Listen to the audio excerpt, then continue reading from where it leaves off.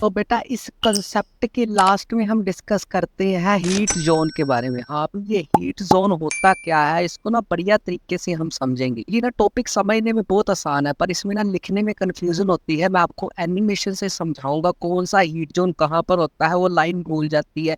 Animation के साथ समझोगे ना तो आपके दिमाग में छप जाएगा। तो अब स्टार्ट करते हैं हीट जोन का कंसेप्ट। बेसिकली हीट जोन के कंसेप्ट को समझने पहले ना थोड़ा सा मैं आपको बेसिक समझाता हूँ। यहाँ पर दो वर्ड से मिलके बना है ये वाला कंसेप्ट, हीट जोन।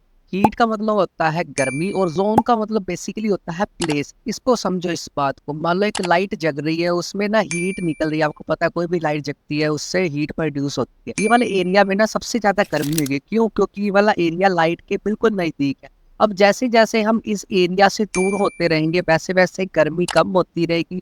तो इसी को हीट जोन ही बोलते हैं। जो इस लाइट के बिल्कुल नजदीक वाला एरिया था उसमें था सबसे ज्यादा गर्मी पाई जाती है, उस जोन का नाम है सबसे गर्म जोन।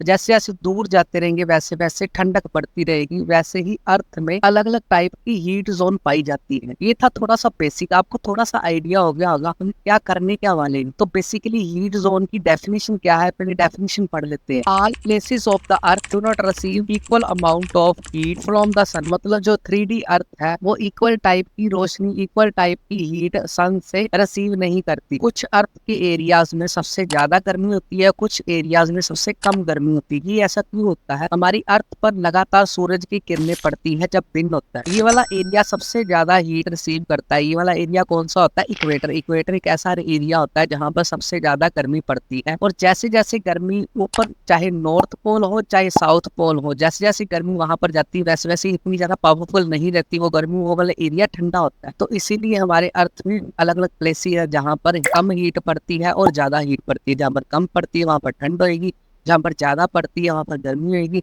जहाँ पर ना तो कम पड़ती ना तो ज्यादा पड़ती है वहां पर टेम्परेचर गर्म और ठंडा दोनों होगा। तो इसी के बारे में हम एनिमेशन के साथ समझने वाले हैं। अब बेसिकली हमारे अर्थ ना 3 हीट जोन है, ये आपने रट्टा लगाना है। हमारे अर्थ कितने हीट जोन है? 3 हीट जोन। वो कौन कौन से हैं? पहला है टॉरिड जोन, दूसरा है टेम्परेट जोन और तीसरा है फ्रिजिड जोन। अब ना हम एक एक करके इन तीनों जोन के बारे में पढ़ेंगे और ये भी देखते हैं कौन सा जोन ठंडा जोन होता है और ये भी देखते हैं कौन से जोन में ना तो ज्यादा गर्मी होती है ना तो ज्यादा सर्दी होती है। बहुत सारी कॉम्प्लिकेटेड बातें करने से पहले मैं आपको सारा डायग्राम से समझाऊंगा। पहले डायग्राम को एक्सप्लेन करूंगा फिर समझाऊंगा। पहले प्रैक्टिकल देखेंगे ना वो चीज हमारे दिमाग में अच्छी तरह छप जाती है। तो ये है हमारी अर्थ वाला एरिया होता है नॉर्थ हेमिस्फीयर अर्थ का, और ये वाला एरिया होता है साउथ हेमिस्फीयर, मतलब हाफ सर्कल बोला जाता है जैसे मैंने पीछे सारा बता दिया।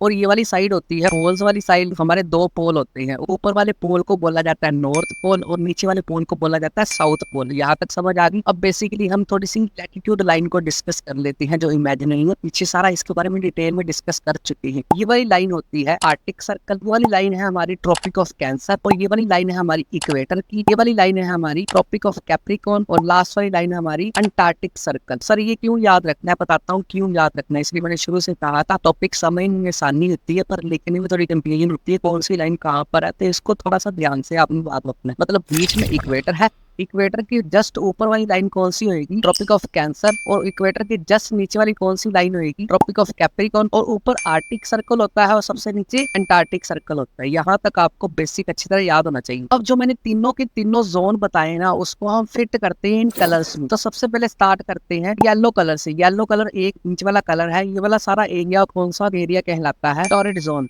टॉरिड जोन वाला एरिया ये वाला एरिया है। बताता हूँ कहाँ पर कौन सा टेम्परेचर होता है, बस आप एक बार जोन के नाम याद रख लो। उसके बाद आगे बढ़ते हैं, आगे हम डिस्कस करते हैं स्काई ब्लू कलर। ये दोनों स्काई ब्लू कलर को डिस्कस करते हैं। ये दोनों स्काई ब्लू कलर कौन सी जोन है? Frigid zone. नॉर्थ वाली साइड वाला नॉर्थ फ्रिजिड जोन और साउथ वाली साइड वाला साउथ फ्रिजिड जोन कहलाता है। अब बढ़ते हैं लास्ट कलर की तरफ, वो क्या है? ग्रीन। ग्रीन वाला एरिया होता है टेम्परेट जोन।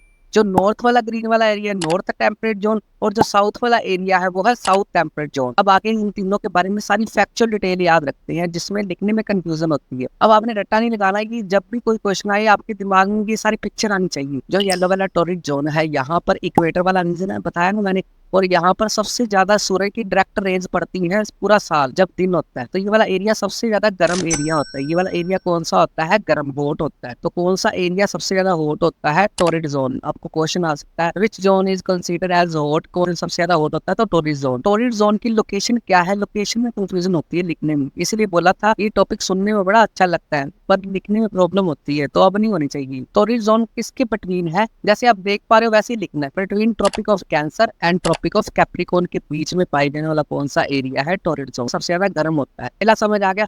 दूसरी की बात करते हैं हम अगले की, वो कौन सा है? Frigid zone. फ्रिजिड जोन सबसे ज्यादा ठंडा जोन होता है, दोनों साइड में पाया जाता है। जैसे आप देख रहे हो ना, नॉर्थ पोल और साउथ पोल में फ्रिजिड जोन दोनों पाए जाते हैं। इसको याद रखने का दूसरा तरीका भी होता है। इसको याद रखने का क्या तरीका है? आप फ्रिज से याद रख लो में सबसे ज्यादा ठंडा कहाँ पर होती है? हमारे फ्रिज में। तो फ्रिजिड जोन में सबसे ज्यादा ठंडा जोन है। आपने याद रखना ये वाला साइड होती है नॉर्थ हेमिस्फीयर, वो होती है साउथ हेमिस्फीयर। तो फ्रिजिड जोन की थोड़ी सी डेफिनेशन भी चेंज हो गई। जो नॉर्थ वाला फ्रिजिड जोन है ना, वो Arctic Circle and North Pole के बीच वाला एरिया होता है। नॉर्थ हेमिस्फीयर की बात हो, अब बात आती है साउथ हेमिस्फीयर में। साउथ हेमिस्फीयर में कौन सा आएगा? सबसे लास्ट वाला पॉइंट कौन सा है? Antarctic circle and south pole, इन दोनों के बीच में पाई जाने वाला एरिया कौन सा होता है? South frigid zone. तो ये नॉर्थ हेमिस्फीयर वाला और साउथ हेमिस्फीयर वाला आपने याद रखना। नॉर्थ हेमिस्फीयर वाला इन दोनों के पीछे में पाया जाता है। लास्ट वाले दोनों पॉइंट में जो कौन कौन से हैं? Arctic Circle and North Pole. अब बात करते हैं नीचे साउथ हेमिस्फीयर की, वो किसमें पाया जाता है? Antarctic circle and south Pole के बीच में। दो समझ आ गए। अब लास्ट को डिस्कस करते हैं जो कौन सा है? Temperate zone. मैंने क्या बोला था? एक जगह सबसे ज्यादा गर्मी होगी, एक जगह सबसे ज्यादा सर्दी होगी। तो गर्मी वाला भी डिस्कस हो गया जो है टॉरिड जोन, और सर्दी वाला भी डिस्कस हो गया जो कौन सा है? Frigid zone. अब लास्ट वाला बचा कौन सा? Temperate zone. टेम्परेट जोन कौन सा होता है? ये भी नॉर्थ और साउथ हेमिस्फीयर में फैला हुआ है। पहली बात, ये वाला एरिया ना तो सूरज की ज्यादा हीट रिसीव करता है ना तो कम, नीदर कोल्ड और नाइदर हॉट, मतलब ना ज्यादा ठंडा ना ज्यादा गर्म। ये वाला जोन किसके बीच में है? जैसे आपको दिख रहा है वैसे ही लिखना है। तो किसके है? Torrid zone and fridge zone के बीच वाला एरिया कौन सा कहलाता है? Temperate zone. चाहे वो नॉर्थ टेम्परेट जोन की बात हो, चाहे वो साउथ टेम्परेट जोन की बात हो। आई होप ये टेम्परेट जोन का कंसेप्ट आपको अच्छी तरह समझ आ गया और ये सारा का सारा कंसेप्ट भी आपको अच्छी तरह समझ आ गया।